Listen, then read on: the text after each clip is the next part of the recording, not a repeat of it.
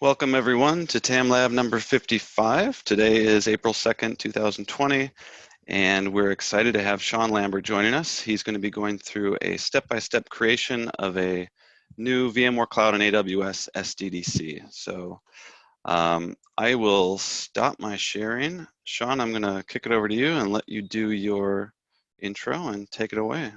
Yeah, all right, perfect. So thanks everybody for joining. One of the big momentums that we've got around, especially everything that's going on with COVID right now is how do we help, customers and how do we as corporations become more agile and more mobile with everything that we're doing. And so as crises and certain environments change, one of the biggest benefits of VMware Cloud on AWS is obviously being able to add a data center literally at several clicks of a button.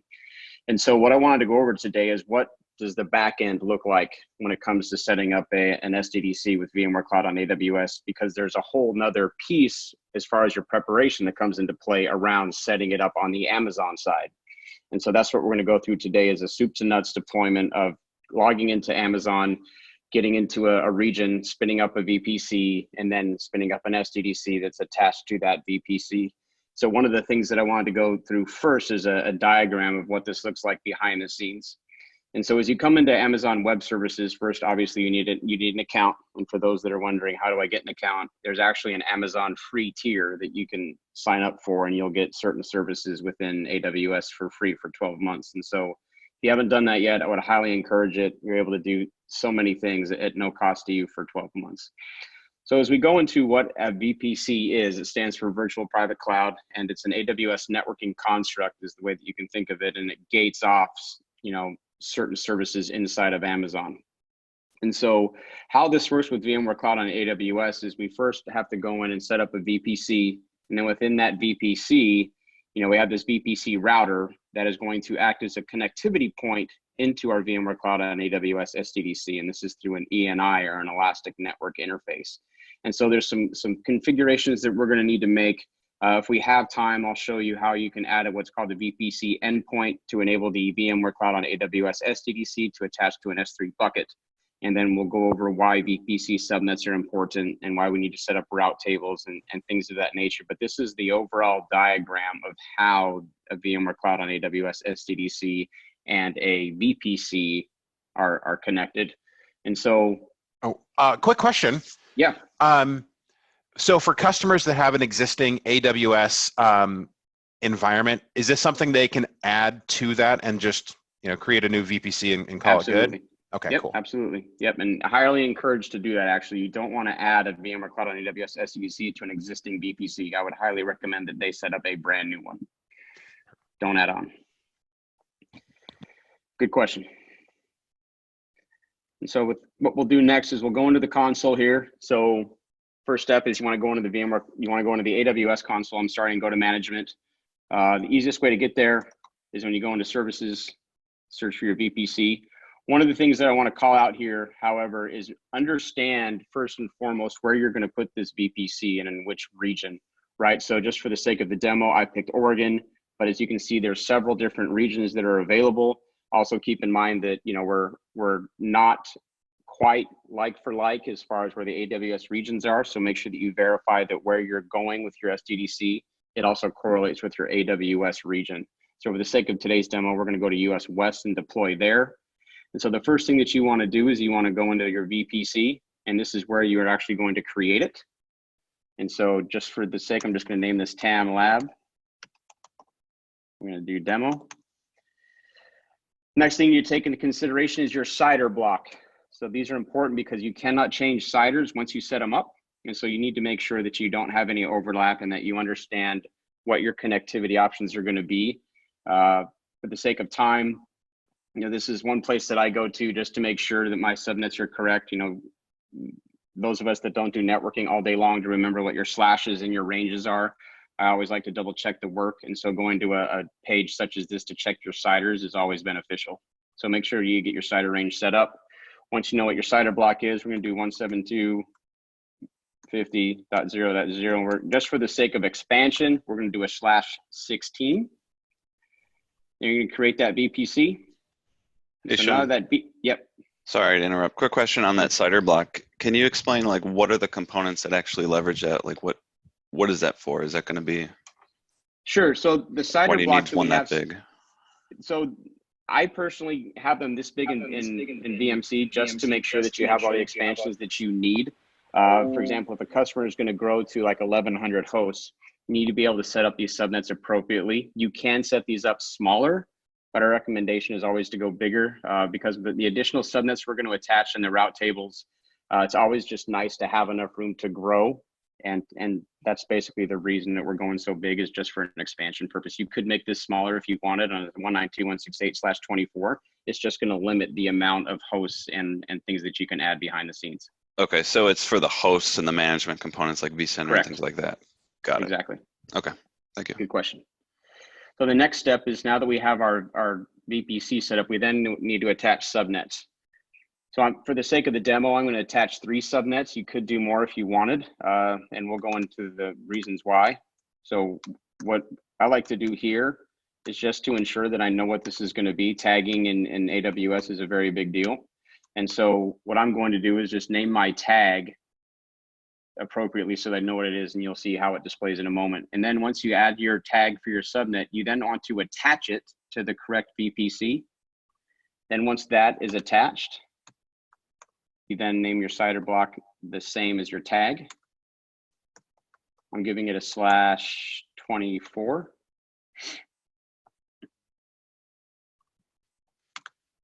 Like so.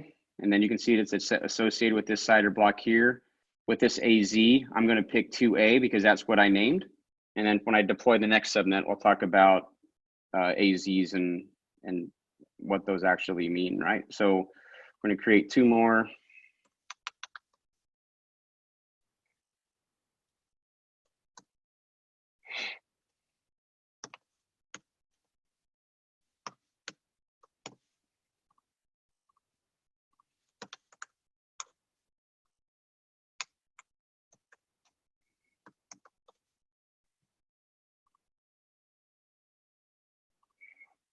Just to show that you can edit it, I meant to make that a 1. So you can edit your tags, but you can't edit the subnet. So we're going to add 1 more.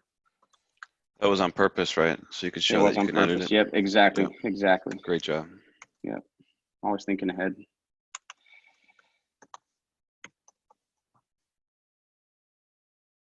Sean, those Yep. subnets are for AZs, right? Say that one more time. Each one will go through a different AZ. That is correct. And you will require at least 2 if you're doing stretch clusters, right? If you do a stretched 1 node, you'll require 2. If you're going to do a stretched 3 node, you're going to need 6. So yes, you are correct.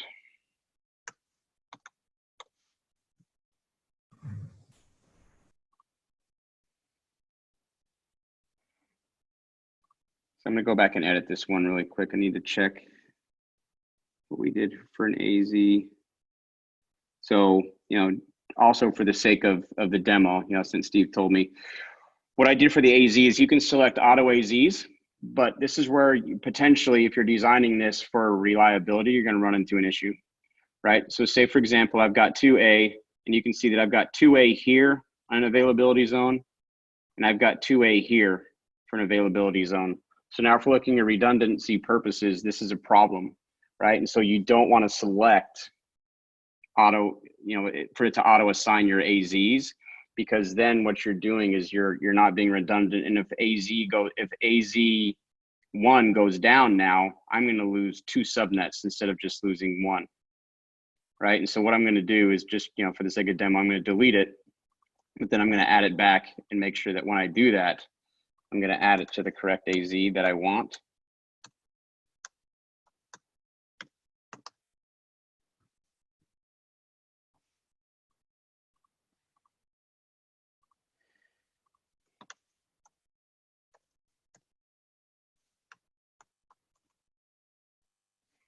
And one of the things that I wanted to call out here as well with these AZs, excuse me, these AZs are virtual mapping, right? So within these 4 availability zones inside of AWS data centers, they're basically in 4 different physical locations.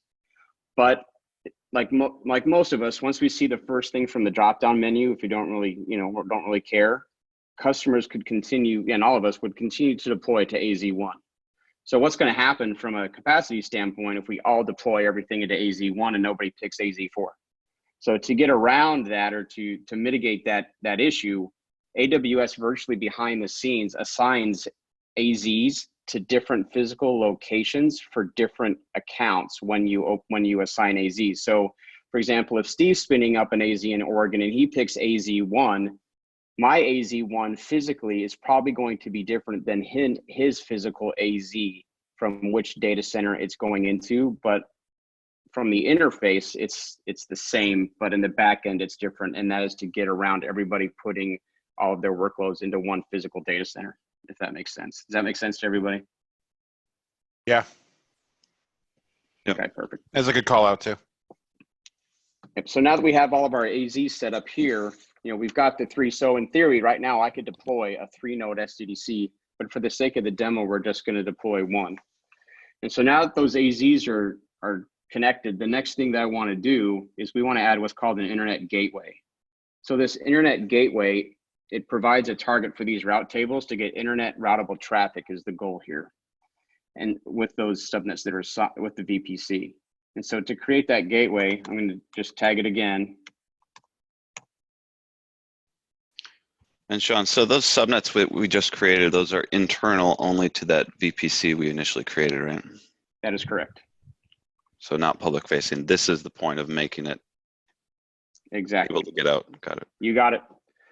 So you can see here that the state of this gateway is detached, meaning that it's not attached to any VPC. You can verify it here because there's a dash here, whereas in this VPC that's created by default, it's there.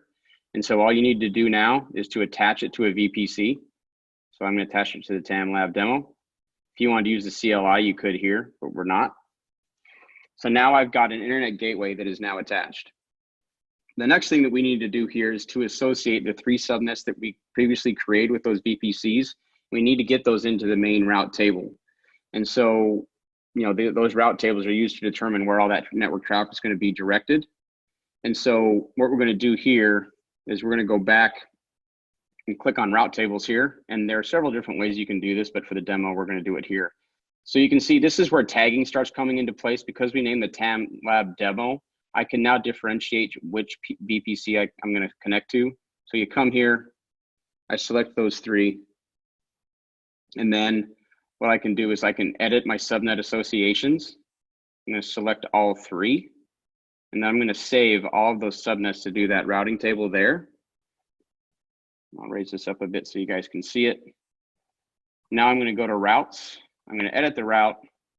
And then I'm going to add a route here of 0.0.0, right? The target is going to be through the IGW. That's attached to the TAM lab. And then I'm going to save that route. And now that destination has been added appropriately there. So from an AWS standpoint, just to recap, we've got the VPC here, the TAM lab demo. Underneath here, we've got our CIDR block. We've got our subnets. All these subnets here are now attached to this VPC. For the TAM lab, we've got our route table set up here with these 3 subnets. And then these 3 subnets have a route table that allows them to go out, and then they're all attached to the IGW. Real quick, super quick question comes in on chat. Do you own that public CIDR block? Which public CIDR block? We haven't done anything with public yet. I think that was asked when you were creating the subnet. So, just to confirm that those subnets are internal to the VPC, Correct. So not public facing whatsoever. Correct. So I guess 172.150/16 is internet routable, right? Correct. So it's a public reserved, I guess, but you're using it internal, right? Yeah, it's internal. Yep. Now that we have all the VPC sides set up, we can now go deploy an SDDC. So for the sake of time, what I've done is I've already deployed one so that we can do drive-through. I deployed this last night, but we're going to deploy a brand new one just so that we can see the processes here. And so once you get your account with your organization set up inside of VMware Cloud on AWS, you should have access to your VMware Cloud on AWS Cloud Services portal. Once you get to that point, you go to create your SDDC.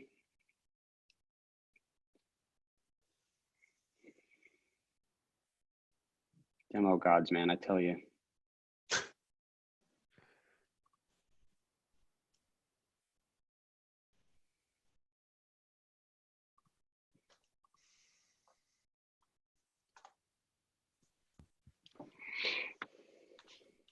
Any other questions come through?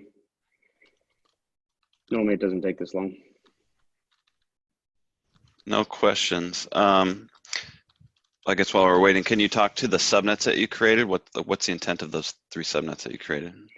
Yeah, so the subnets that I've created are to attach each nodes that come out. So these 1 nodes, what will happen is when I spin up my SDDC, I will attach my SDDC deployment to one of these subnets. I created 3 because as we expand, to Jorge's point, if you want to do a stretched cluster, you want as many of these deployed as possible so that you're staying ahead of it. You don't have to deploy 3, but I did it. I would recommend deploying no less than 2 when you do this. Okay. And real quick to follow up on the chat message that we had earlier, the 172 log back in. Yeah, the 172.16 through 172.31 is considered private and non-routable. So in your instance where you used a public range there internally, the implication would be anything touching that VPC might have if there might be an IP conflict if it's trying to get anything public with that same IP. Correct, and that's where when you do your IP schemes in a production environment, that's where you need to make sure that you've got everything lined up correctly. Yeah. All right, so just how to log out and log back in. I'm not deploying a zero cloud. Zero cloud is basically just deploying something with an API. There's no vCenter, there's nothing physically deployed. And so we are physically going to deploy a node here. So if you remember inside of AWS, we selected Oregon. And so I'm gonna do Oregon here. I'm gonna name this TAM Lab Demo.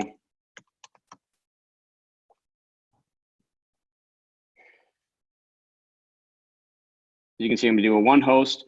All 1 host deployments are 30 days. After 30 days, the host will automatically be destroyed. So essentially you have 30 days to either test out the validation that you need, or you've got 30 days to upscale this into a production SDDC, but you cannot extend a 1 host SDDC beyond 30 days. It will be destroyed automatically.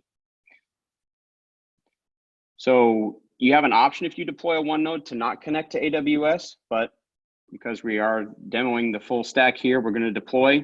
You need to keep in mind what your account number is. If you're not sure, this is where you can look it up inside your support. Down here, you can see my account numbers right here. So if I wanted to, I could create a new account and attach it here to connect to a new AWS account, but I don't need to because it's already sitting here. One of the coolest, I guess, in my opinion, around this next iteration of 1.9 and 1.10 with VMware Cloud on AWS is we have now automated the cloud foundation stack into the deployment. With the 1.8 and previous release, you actually had to click on a button underneath here that then sent you back to your AWS portal, and then you had to deploy a cloud formation stack, wait for the stack deployment to complete, then you had to come back and continue on with the build. So with 1.9 and 1.10 going forward, the cloud foundation stack is automatically here. It's deployed. You don't have to touch it. You don't have to delete it. So it's a great feature just to lessen the amount of steps that you have to take to deploy it. So now this is where all these subnets come in. So because my account is now linked with AWS, when I go to choose my VPC, you can see that the VPC that we just created is now here in the drop-down menu. Once it identifies that VPC, then it's going to suck in the subnets that I created, A, B, and C. Another caveat to understand is there are some situations such as deploying in US East 1 in Northern Virginia. Not every AZ has VMware Cloud on AWS. So there may be an occurrence in which you deploy something to US East 1F and it'll tell you that you can't deploy there because there is no infrastructure there. So just keep that in mind. You may get an error depending on what AZ is available and what's not. So it's just kind of a tidbit to take into consideration here. But we're just going to deploy to 2A. And so you can see here, it's a reminder of how all of these things are connected within network traffic and how things go back and forth. And so once that subnet and VPC is assigned, this is where you want to have your management CIDR block. So another caveat here, if you're going to deploy more than one SDDC, ensure that you do not have SDDCs with the same IP scheme and block. If you do, they will not be able to talk to each other, and then your management clusters will all have the same IP addresses. So I'm just going to do a 10.150/16. The deployments here, as you can see above, your CIDR sizes are 23, 27, 20, or 16, or I'm sorry, 23, 20, or 16. So again, this is something that you need to understand for your scale. If you don't think you're going to go beyond 27 hosts, do a /23. But just for the sake of scale, you know, most customers and most people are going to go with a /16 just to give them room to grow. And then once you're confirmed that it's done, you click deploy. So we're going to let this go, and then really quick, I'm just going to play the video of what this looks like and kind of walk you through it. And so you can see what this is doing now inside of AWS. It is identifying a host that is available for spin up. And then this start to finish will take between 1 hour and 20 to 1 hour and 40 minutes. So you can literally just walk away and come back when it's done. It's going to take care of the entire process. So you can see here now it's pulling the ESX, finding out where it is in the installation here. And then it's going to start up with the agents. And then this here, if it fails, you'll get a notification, and then you may need to go back and open up a ticket with chat support. And so you can see here, it's identified the host. It's identified, you know, what it needs to do now. And so now it's deploying all the components of the SDDC. And if you really think about what's going on here, you know, it's got the vSAN layer, it's got the NSX layer. It's going to start deploying network gateways here, as you can see, and then it's going to start working on certificates and managing the certificate there. Keep in mind that all these certificates for your SDDCs are good for a year. But when you update your SDDCs over that course of that year, your certificate should update. And so you shouldn't really ever get into a certificate problem when that happens, but it's just one of the other things that we're going to deploy. So as you can see that, you know, even though it was only a minute with the video, it does take about 1.5 hours to deploy. So I'm going to let this continue to spin because nobody wants to sit for 1.5 hours watching paint dry. And so once your SDDC is spun up here, this is where you can start going through the details here. So just for everybody's knowledge, you know, when you come to the support tab here, you can see that the version that we're now deployed is 1.10. And this will continue to, every time that a new release is out, you don't get a choice of what version you're going to spin up to. It's just, we're going to choose it for you, essentially. From a support standpoint, this is where you've got your org ID and your SDDC IDs. You can see here that this is the vCenter private IP. And this is the NSX Manager private IP. Now, when I went back to that CIDR deployment, and I said, make sure that you pick different CIDRs if you're going to deploy more than one SDDCs that do not overlap. What would happen is if I spun up another one with a 150, even though this says 220, because I deployed this yesterday, if I deployed 10.220/616 for all of my SDDCs, all of my vCenters would have this same IP. And so if we want to do cloud-to-cloud migrations or anything with VROPs and things of that nature, because those IPs are going to be the same, obviously we all know what happens with IP contention. And so you inadvertently created IP contention if you pick the same CIDR blocks or an overlap for all of your SDDCs. So networking inside of VMware Cloud on AWS is very, very important. You can see here that when it gets spun up, a default segment is created. So if this conflicts, you need to delete that segment. So in order to find out where that segment is, you go into networking and security. And with the 1.10 release, we've got the NSX 2.5.1 look here. And so it does look a little bit different than previous deployments. This is when your segments are here. And then you can see this default segment that gets spun up. You don't have to keep it, you can delete it. Another thing that I want to call out before we get into, you know, how to go through the deployment here is you can scale up here, right? So if I needed to scale up, I could scale up, and then what that would do is that would add 2 additional hosts, and then now I'd have a production ready SDDC in which it will now not expire in 30 days. So real quick, back to your conflicting subnets. In the event that somehow that happens and you have two vCenters, the same IPs and everything else, there's not a function to re-IP. I mean, you essentially have to wreck that SDDC and start over, right? That is correct. Your function is a delete. Yep. Okay. Perfect. No, you're exactly right. Hey, Sean, one more question. Yep. So this SDDC version is 1.10, right? Can you correct. speak a little bit to what happens when 1.11 comes out? What does the upgrade process look like? Do you have a choice in when Sure. that happens, or you know what I mean?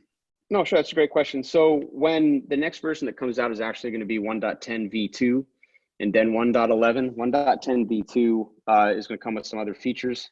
But to that process, what will happen is you will get a banner across the top here that will tell you that a new version is available. Not all, you won't get it all at once, but you'll get a notification that a new version is out. You can schedule that upgrade if you work with the support team here and you open up the support down on this here and you go to support requests. You can open up the support request to try to schedule that upgrade. But every SDDC will receive notification that they're going into a window to be upgraded. So it really just depends on really how big your SDDC is. If you have a really big deployment of like 500 to 600 hosts, you're going to work with the backend teams to help you schedule that upgrade because it's going to take some time. But to your question, we do support 1 or 2, I think it's 2 versions behind. And then after that, we will force an upgrade. So for example, we're on 1.10 right now. They're probably going to let me go into 1.12, and then 1.13 comes out. They're going to force me to push. The reason being is because obviously this is a service we want to keep everybody as updated as possible with those SDDCs. And so they will either be scheduled or you'll be told when it is. But either way, it's I believe 2-3 revs back, and that's it. Okay, and then you mentioned that at that point, every time you do an upgrade, you get new certificates essentially, right? So correct. That's not an issue. No, it should not be an issue. And then what about the upgrade process itself? We, and I say we, like VMware adds another host into the environment, so you don't lose capacity during that, correct? Correct. So we inject hosts, and actually there's a KB here that I'll pull up since you're asking.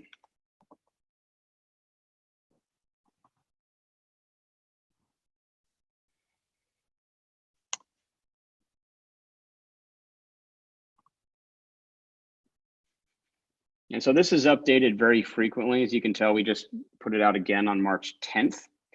And so this is how an upgrade works, is that essentially there's 3 phases. We do the control plane, then we do the host updates, and then we do the NSX appliance. And so you can see that after phase, these 3 phases are important, that you will lose, there will be an outage during some of these, especially with the control plane. You'll receive an outage for the host updates. You'll be able to, if you wanted to, you could log back into the vCenter and see that happen because to Steve's point, we're injecting hosts and then we're pulling the old ones out. But for any additional questions around that control plane and how it works, this is the documentation that goes through every upgrade. It gives you the do's and the don'ts. Again, this tells you the requirements behind all of them. And then if you are a customer that's using HCX, then we also tell you on how we're doing HCX upgrades as well as the cloud gateway. And then obviously if you're a enterprise Horizon customer, you need to take those into consideration too. So there are things that you need to understand how this happens. Support will help you through the process, but the more that you understand about how your SDDC works to begin with, the easier these upgrades are. Cool, thank you. No, good question. So the next thing that we're going to go into is, obviously we all want to access vCenter now, right? So how do we access vCenter? We've got an FQDN of how we can hit this over the internet. We also have a public IP that we can assign if we want to. For ease, I'm just going to click on this, and this is going to spin forever. The reason why this is going to spin forever is we don't yet have any rules inside of our network to allow us to hit vCenter from the outside. So in order to be able to do that, we have to be able to set up that rule. So to set up that rule here is where we need to go into networking and security. And we need to set up a rule on the gateway firewall here. So when VMware Cloud on AWS is deployed inside these SDDCs, you have two different gateways that you're going to manage. You're going to manage the management gateway, which has all of the management pieces there that have been configured on deploy. And then you have your compute gateway where all of your workloads are going to sit. So what we need to do is, you can see we've got this vCenter outbound rule that's already been enabled, and we have this ESXi inbound rule. What we need to do is we need to create a vCenter inbound rule. I'm just going to say inbound just because, if I can spell correctly. Sources are going to be any. Destination here is we've got three system defined groups. Okay, these are groups that are defined upon deployment. They can't be changed. They can't be deleted. And so it is what it is. But what we want to do is we want to add vCenter. So that's our membership. Services, if you wanted to open up these three, you can. We're going to do all three just because it's the demo. Once that's done, we then publish it. And then one of the additions that I really like to VMware Cloud on AWS over the last couple of revs is now we can disable the rule. Before, I believe in 1.7 and earlier, if you didn't like the rule, you had to delete it. So I love the fact that we can now just enable it with a toggle or disable it. We can keep the rule there for later if we don't want. Another thing that we've added is we can now see the hit count and the packet count, and we can see all of the networking activity on this rule once it's deployed. And obviously there's nothing there because nothing's hit it yet. But now that this rule is set up, we go back to the settings page. I should be able to get access. There you go. So now I can launch the client here. Got our vCenter login. Because we're not federated here, the default account for VMware Cloud on AWS for the vCenter is Cloud Admin. So what I just did is you open up your vCenter. It's going to tell you the username. You can copy and paste both of these functions. You can copy the password. What a lot of people do, this is a default password. This can be changed. However, you just need to make sure that you take a note of what the password is once you change it, for obvious reasons. So don't forget if you decide to change that password, because after that, the SRE team may have a hard time logging into your vCenter to help you from a support standpoint. So I've logged in as Cloud Admin on VMC. So Cloud Admin role is the highest role that can be assigned to a user. Because this is a service, you don't have full-blown admin access to this at all. That's just doesn't happen because this is a service, and all of these things here are what VMware controls and what they manage. So you can see here from a vCenter standpoint, if I go to actions and I try to power this thing on or off or do anything to it, I can't. Okay, I can't even take a snapshot. This is all controlled by VMware support. But this is where everything sits. And so when we deploy additional services, say such as HCX, I could deploy HCX and it's going to drop in the management pool. Where I'm going to be able to deploy what I want is going to be inside of the compute resource pool here. And this is where I would deploy all my VMs. And so if I wanted to gate this off just for demo purposes, and we've all been doing the folding at home stuff, if you guys haven't seen what VMware is doing to add to the things that we're doing with COVID, I could add a folding at home resource pool if I wanted to, just to drop in all these FAH resources here. And then I could deploy a folding at home appliance, for example. And so this is where you can see that you have access to be able to create resource pools. You have access here to where you could create additional folders here. If I did another folding at home folder here.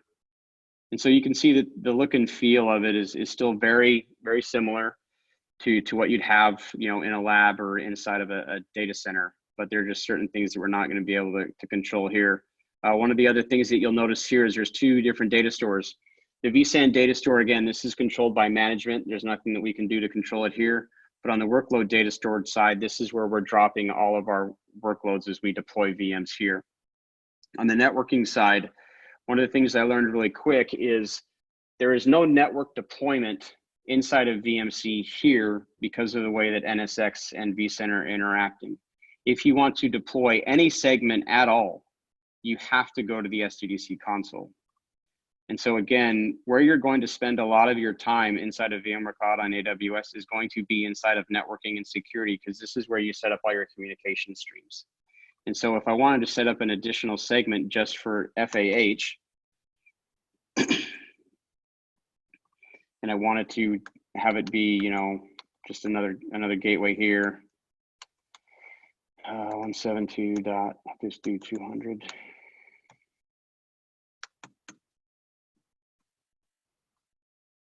Sorry, 1.1.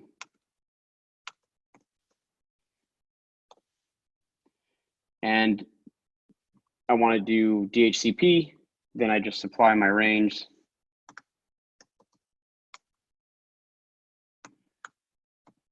Two, 272. There. So now that segment's been deployed. You can see that this link is up. Now, if you come in here, you just saw that that FAH network segment just got added. All right. So that's how you can control everything here. One thing that I want to go through as well is DNS services here.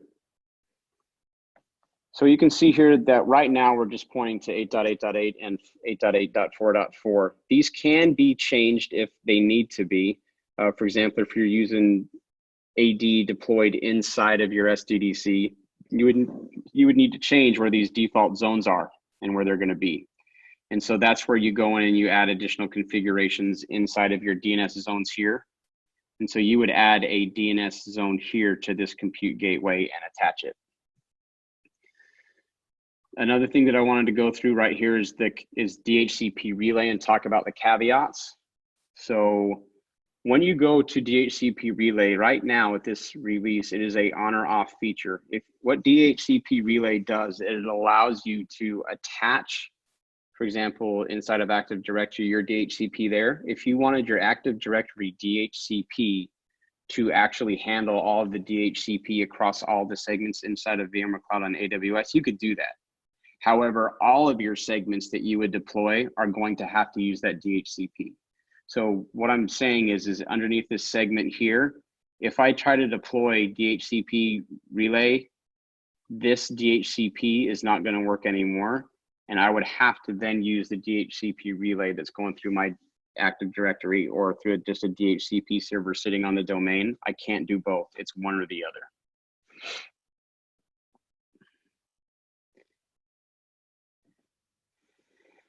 This is where you're going to start setting up your VPNs here, in which you can do either route-based or policy-based VPNs as well as layer 2, depending on how you want to connect back into your data center. With 1.8 going forward, right? So now that we're on 10, you can set up policy and route-based VPNs between SDDCs now. We couldn't do that in earlier releases, but now you can connect two SDDCs through these different connections here, which is fantastic. Again, here you have a connected VPC here.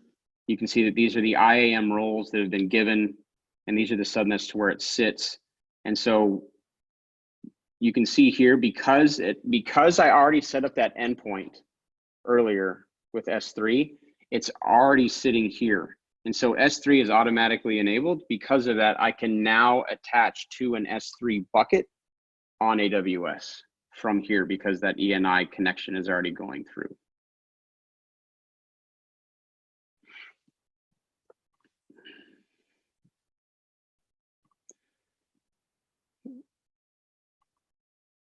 And the last piece I want to go through is administration here to show everybody, what I'm talking about. So there are global permissions here that you can use.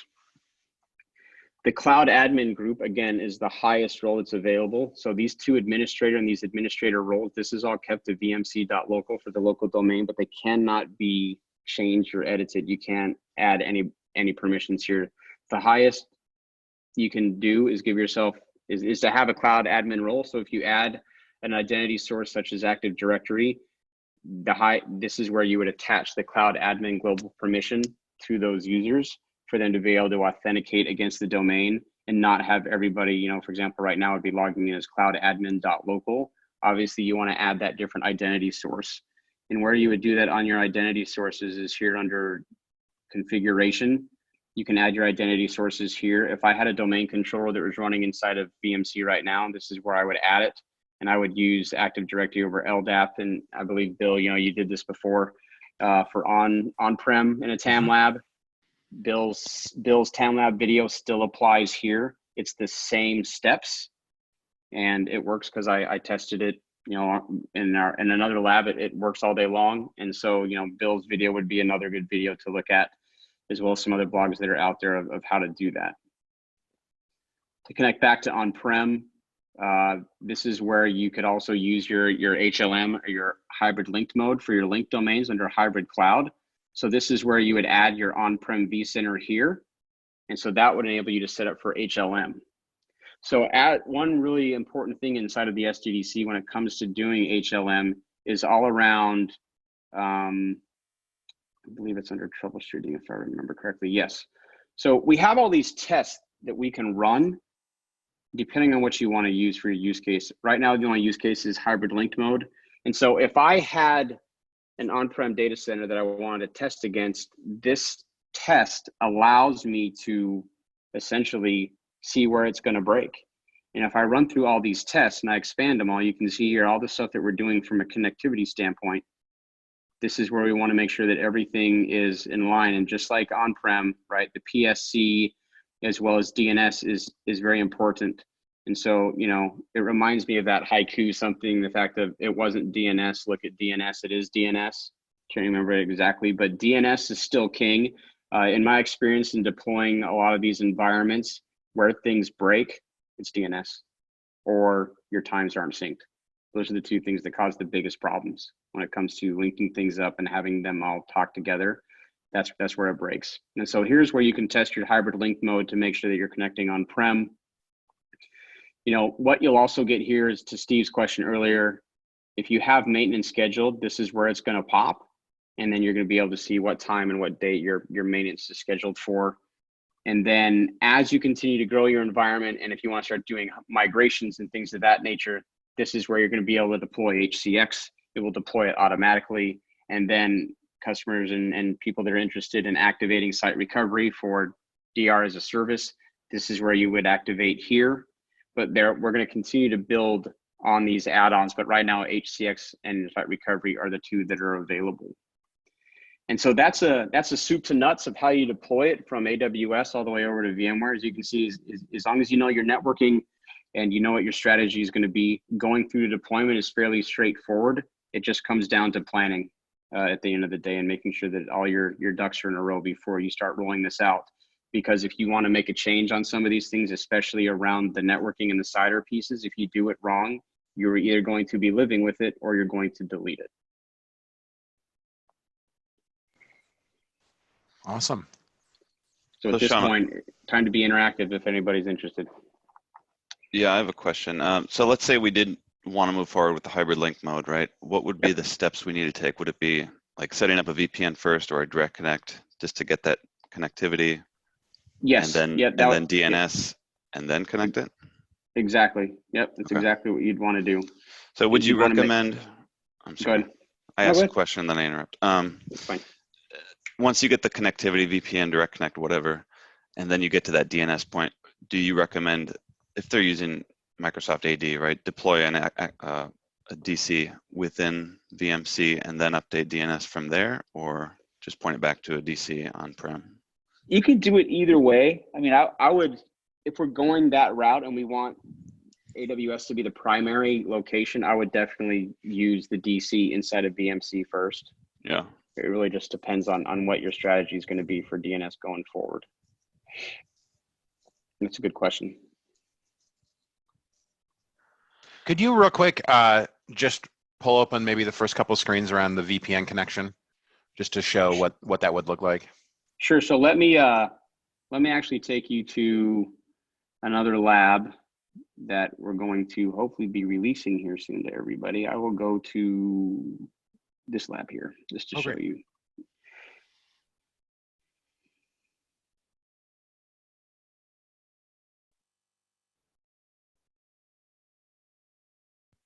So hopefully some of these IPs don't get me in trouble.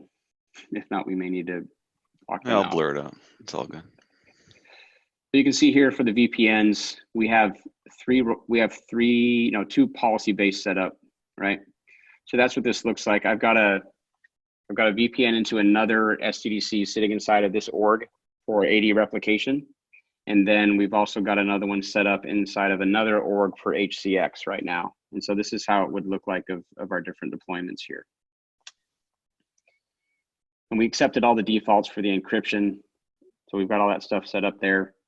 And we did do a pre-shared key for both of these, but we did a previous deployment, we did route-based, but we decided to do policy-based this time, and it hasn't gone down yet. So it's been working really well. Awesome. This is cool to see. Thank you. No problem. And then now that you mentioned, another thing that I wanted to call out here is if we look at DNS, since we were talking about it earlier, you can see here that I have added, we changed the DNS here, and now we've got we did the DNS service here for a default gateway zone here, but what we did is we changed these two IPs for the management gateway. And so now you can see with these two DNS settings, these are actually talking to 12.12 and 12.11 are the DNS servers running inside of the management, right? When the SDDC gets deployed. So this is IP for the SDDC. And then you can see when I added these zones, this 200.18 subnet is actually, these are two domain controllers that have DNS running, is how we had it set up. If you need to request public IPs, this is where you do it. And so it's as simple as requesting it. Once you're done with it, delete it. One of the things that I will caution, if you want to do a jump box, don't with 3389.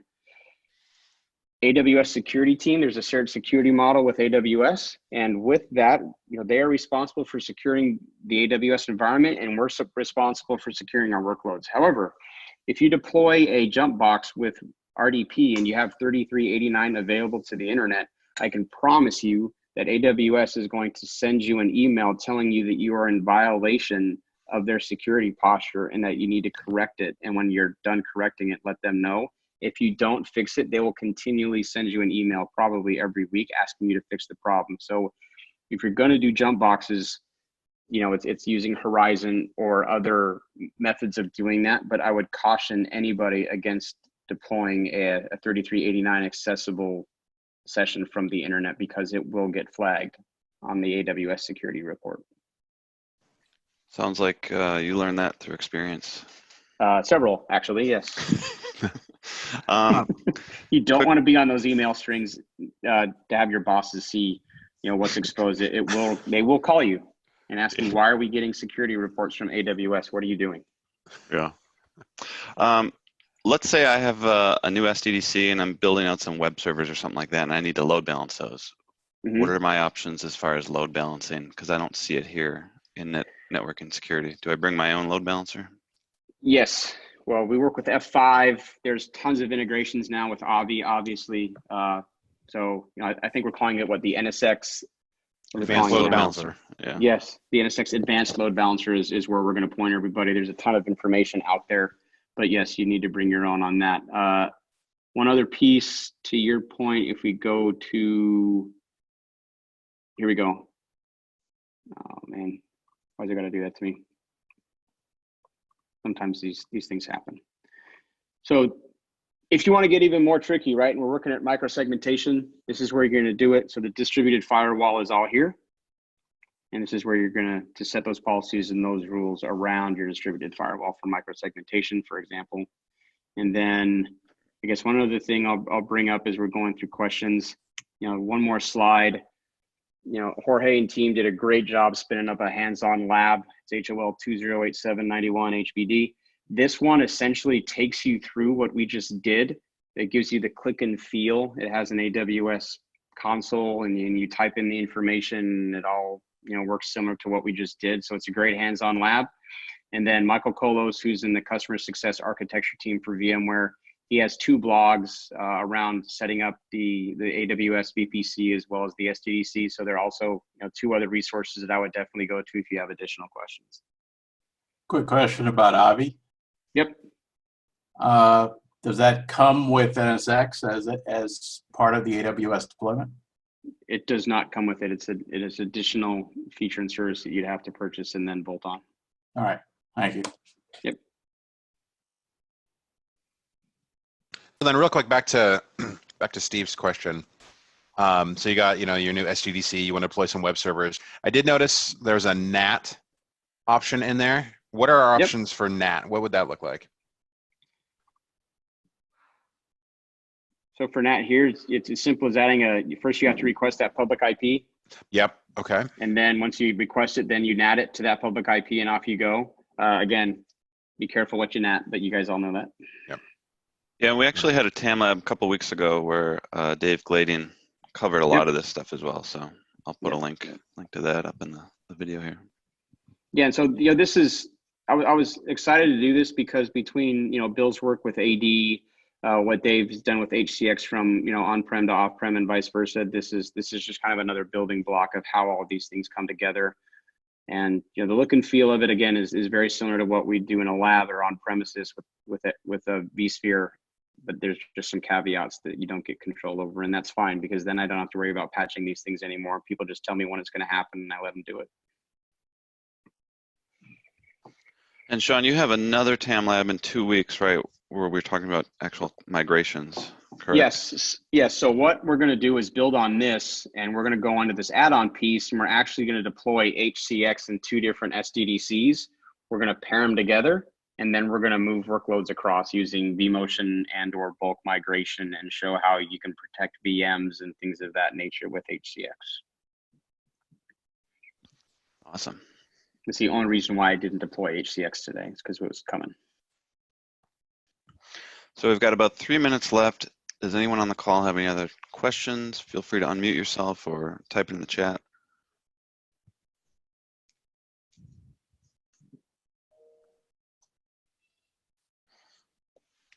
All right. Well, Sean, this has been fantastic. Oh, wait. Yeah. Someone asked what's Direct Connect. So yeah, if you want to cover that, Sean. Yeah, so Direct Connect is essentially, Azure calls it an express route, but a Direct Connect is just what it sounds like. It's a direct connection into AWS services. And so if I'm a customer and I order a Direct Connect, Amazon will deliver a connection into my, my NID, and then that goes directly into AWS's data center. And so it's a direct connection into AWS. It's a private circuit. From my office. Yeah, exactly. And so that costs a lot more, right? It's a cost, yes, but there's benefits. More. Exactly. It costs more, but the only other way, if you're going to go through, VPNs, you're going to be bandwidth constrained to like 1.25 gigs across a VPN. But if you use Direct Connect, you can go to 10 and higher. And so if you're looking to get high speed, low latency, Direct Connect is your answer. And then with what's coming with the new boxes, right? The i3ENs, hopefully will be coming here soon. The throughput on that backplane is going to be 3 to 4 times higher of what we have now. These i3s that we just deployed, it's 25 gig backplane. The new ones are going to have 3 to 4 times that. So you're going to want a lot of pipe. Otherwise, your VPN is going to be your choke point. Cool. And then just to clarify, that Direct Connect service is through AWS, not VMware, correct. Right? That is correct. You need to order it through AWS and plan for lead time. And then the last question that popped up was, can you share just a little information about licensing and pricing for AWS? Sure. So there's different pricing that's available. So right now you can have on-demand, a 1-year commit or a 3-year commit. Obviously, the higher commit, the lower the price. But I think the last time I checked, to like do a 1 node for a year, I think was like $20,000. And so if you did, I know a 3 node is around $6,000 list for a month. Okay, perfect. Yeah, all the pricing is available on the FAQ page. If you go to cloud, cloud services here, and then you go to VMware Cloud on AWS, you can get all your pricing here. It's all here. So, we can see if I was wrong or right, but yeah. So you can get all your pricing here. You can choose how you want to be billed. I do know that in light of the situation right now around the world, obviously we're helping customers as much as we can, even include reducing pricing to help get on board here. So. Fantastic. Any other questions from anybody?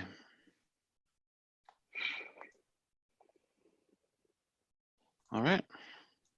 Well, this has been great, Sean. Thanks for Super the looking opportunity. forward to yeah, your next session where we cover the HCX stuff and the cloud migration. So, alrighty.